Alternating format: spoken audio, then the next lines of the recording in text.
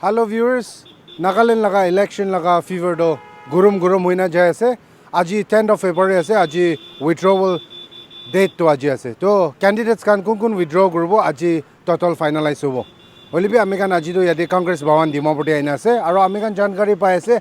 Advocate Mahima Singh, AICC coordinator. Tai par press conference ekta address kurubla ase kushe. Aibi amikan itu laga detail jankari sai sabo. Good morning, everyone. Welcome once again to the NPCC press briefing again. Today we have Madam Mahima Singh, AICC media coordinator, and also younger newcomer, party spokesperson. And the agenda we have today is Kreo held hostage by the BJP. Madam, she will brief everyone of us on that. Now I hand over the mic to Madam Mahima, please. Thank you, Wezote. And good noon, all. A very warm welcome to this briefing to all of you, which is a very critical press briefing. Because as Mr. Kreo said, that Rio held hostage by the BJP, that indeed is the agenda of today's press briefing. And I'll tell you how. In the first press briefing that I ever did in Nagaland, in the district of Kohima, the capital of Nagaland, Kohima, on the 23rd of January. On that day, I had apprised the people of Nagaland about the mysterious building of High Court, the brazen scam of the High Court building that's been played upon the people of Nagaland, that's been played in the state of Nagaland. The money involved is the money of the people. And when I held that press conference, it was responded to by one of the legislators of the NDPP, Mr. Chamban Mary. And with due regard to him, with due regard to his experience and his vision, I also sympathize with him because I've learned that he's opted out of the election this year. And that, my friends, speaks volumes about what we are raising here, about the issues that we are raising here. I sympathize with Mr. Chamban Mary. I sympathize with Mr. Alam Temshi Jamir. I sympathize with an MLA called Imkong El Imchen who also had to resign. Now, why are these people being compelled to resign from a party which is sitting in power and which proclaims power yet again without looking the people of Nagaland in the eye and answering to them what is it that they've been doing for the past 2 decades? Let me say that after having narrated the mysterious tale of the High Court of Nagaland, this time we have come to tell you the shocking saga of the medical colleges in Nagaland. The only state in the entire country without a single medical college. What a pity, what a shame, and we sympathize with the people of Nagaland because they've been deceived. Their trust has been breached over and over again, and here they are once again, the NDPP with their allies. The NDPP who, as I said, has been held hostage by their main ally from the center. So, how has it come to be like this?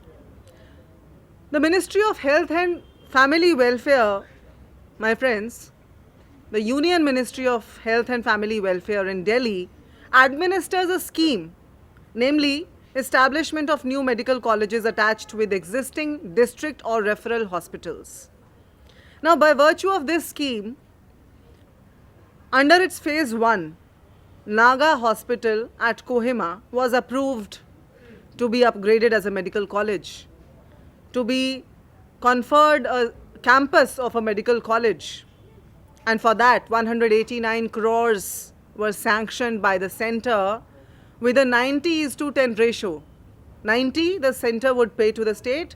10% of this 189 crore, the state would cultivate on its own. While in the phase 3 of the same scheme, let me say, the Mon Medical College was approved at rupees 325 crores by the centre, again at a 90:10 ratio. As of 22nd November 2019, my friends, the complete share of 171.10 crore has been disbursed to the state by the centre. Now, on February 18th, 2021, CM Rio had assured the citizens, and you go to Google and search, 18th February 2021, Mr. Rio assured the citizens of Nagaland that Kohima Medical College will be an operative state for the session of 22-23. We will be taking in admissions. Has it happened? I want to ask all of you. Are the admissions happening? Is the college up and running? I think it is nowhere close to being running, because although it was supposed to start admissions in 22-23, it was in July 2022 that the governor, His Excellency, the Governor of Nagaland, Mr. Jagdish Mukhi, expressed his concerns, dire concerns over that medical college. When he asked the state that when you have received the amount, what is it that is keeping you? Why is the High Court, the medical colleges, why are they not even nearly complete when they had started actually in 2014? The medical college had actually started in 2014. Now, further shocking information that I am going to now divulge to all of you, that this said, the government authorities said to the governor, they lied to His Excellency the Governor when they said that because of the pandemic we have not received the funds, and now that we will be receiving the funds, we will be furthering the completion of the college. The citizens of Nagaland must think and reflect, when did the pandemic start really? It started in March 2020, when the unplanned lockdown was imposed upon the people of this country, while, as I already said, that the entire share by the centre of 171.10 crores was disbursed to the state by 2019. 22/11/2019, kindly note the date, 22nd November 2019 is when it was confirmed by the Lok Sabha in an unstarred question, in an answer to an unstarred question by your Member of Parliament. Question number 105, unstarred question number 105 of 2022. Answer dated 22/11/2022, 22nd November. The Lok Sabha said that the entire funds had been already given by 2019. I'm sorry, 22/11/2019. 22nd November 2019, the entire funds had been disbursed to the state. However, in 22, the government authorities were lying to the governor by saying that we have not received the funds. Look at the brazenness of the officials of this government. Now, as per the reply, as I already told you, to the query put up by your Member of Parliament, Mr. Thokeho Yefami, to the Lok Sabha, this reply had come.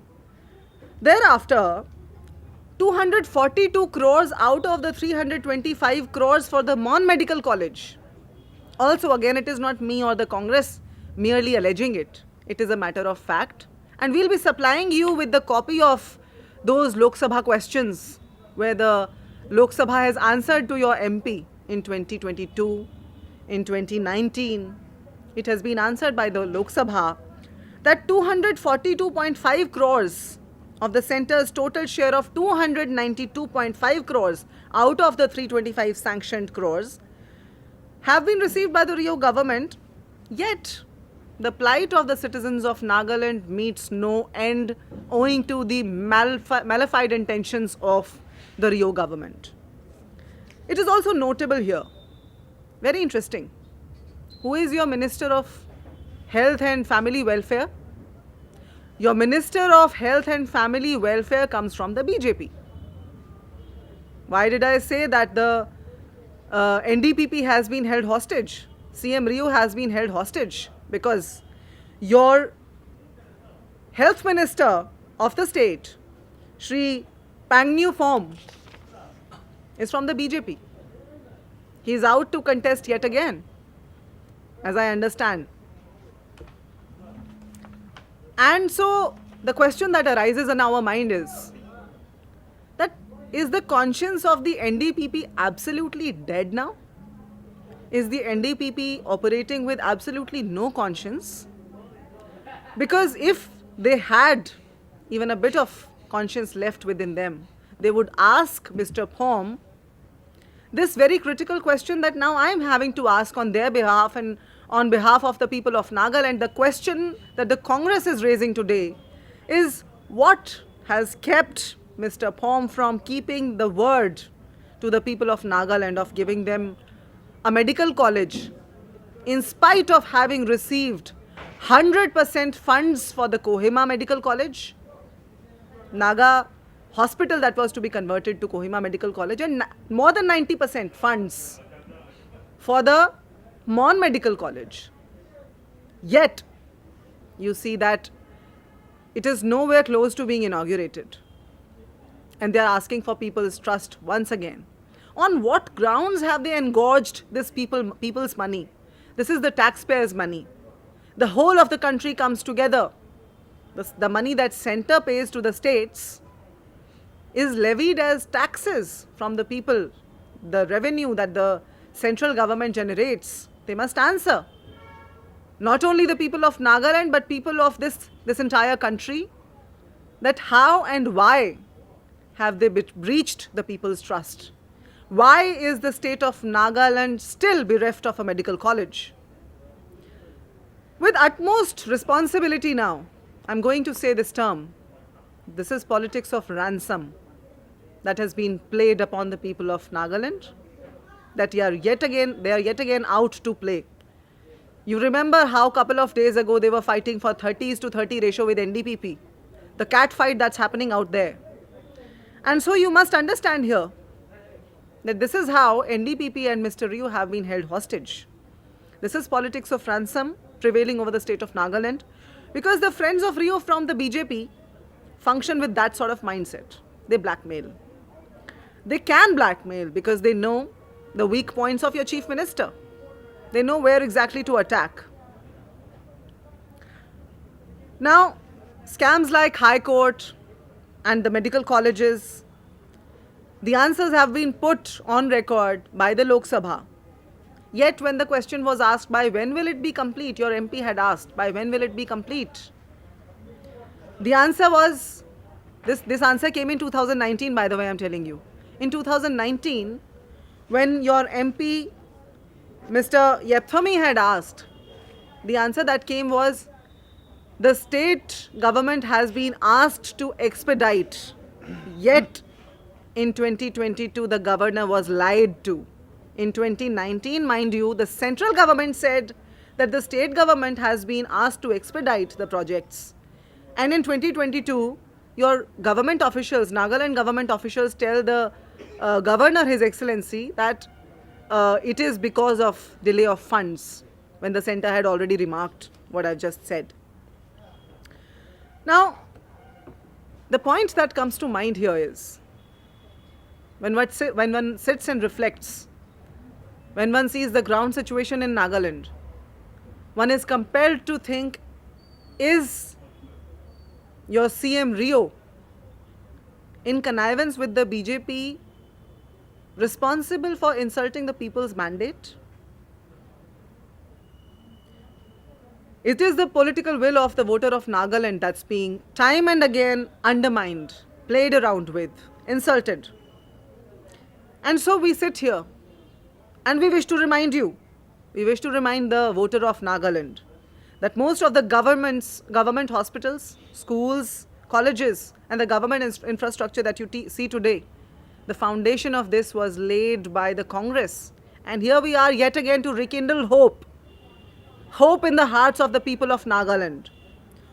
Hope that if we are interested with your vote, we'll free Nagaland from the shackles of politics of malice, politics of ransom, politics of skullduggery, politics of denigration, and most importantly, I reiterate, politics of holding your CM hostage.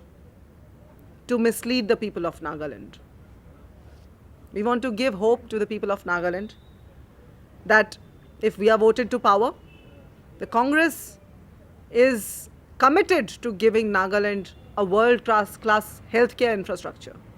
A world-class healthcare infrastructure that will lead to Nagaland having a human resource so rich in medical skills that that human resource must take Nagaland to the world map. We want to rewrite the tale of Nagaland from a people without a medical college for so many years after the independence.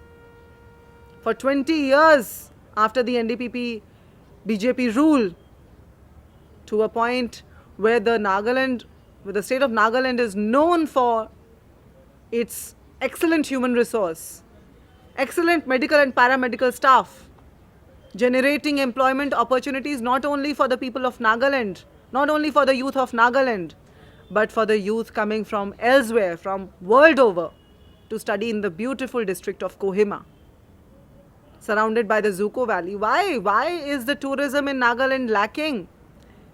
Because it is the NDPP BJP government that has created misconceptions about the people of Nagaland, the world over, the nation over.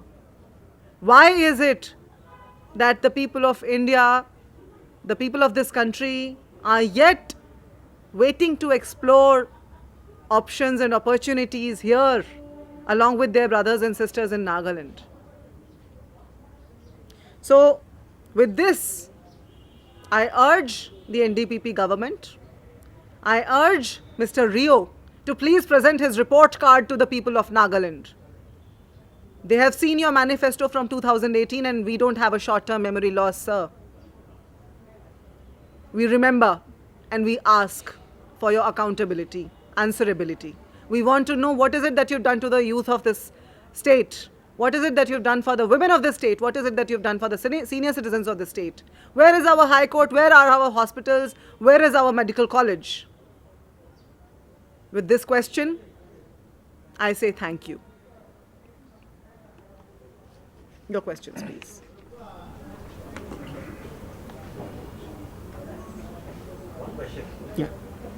What is it that the BJP is holding the state government to ransom? What are the evidence that you have? I just explained, and I'll still say it once again in just one line. I said that it is the weak spots of Mr. Kreo, of the NDPP, that the BJP is aware of. You see, he was also there as an MP at Lok Sabha. And if one cannot see it, how after the BJP came to the central government, how the CM was actually taken away as an MP? What do you think happened there?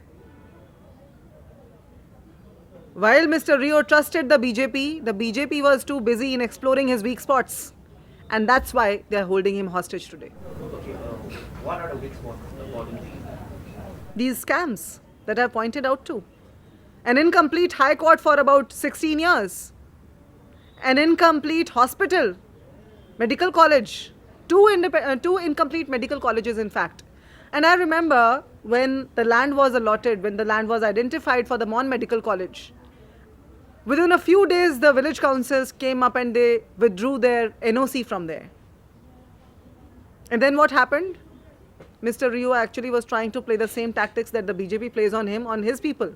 Mr. Kreo said to be his people that instead of paying them a hearing, he said, if you do not give me your land, if you do not give me no objection, we have other lands. We'll explore other options. See, the BJP, because it doesn't understand the culture of dialogue. It understands the culture of man ki baat, not jan ki baat. So that is the BJP effect. That is the Modi effect on Mr. Kreo. Why do you think BJP is aligning with Kreo? It knows that there are a lot of scams in The BJP is aligning with Kreo just for that reason. The question is, why is Mr. Kreo aligning with the BJP? The question is, why doesn't Mr. Kreo come clean? Satyameva Jayate. Why doesn't he accept his weak spots for once, for his people? and not let this politics of hatred thrive over the state of Nagaland. He can stop it right here. And I'm sure that people of Nagaland will respect him for that. In admitting one's faults is, the scope to grow further.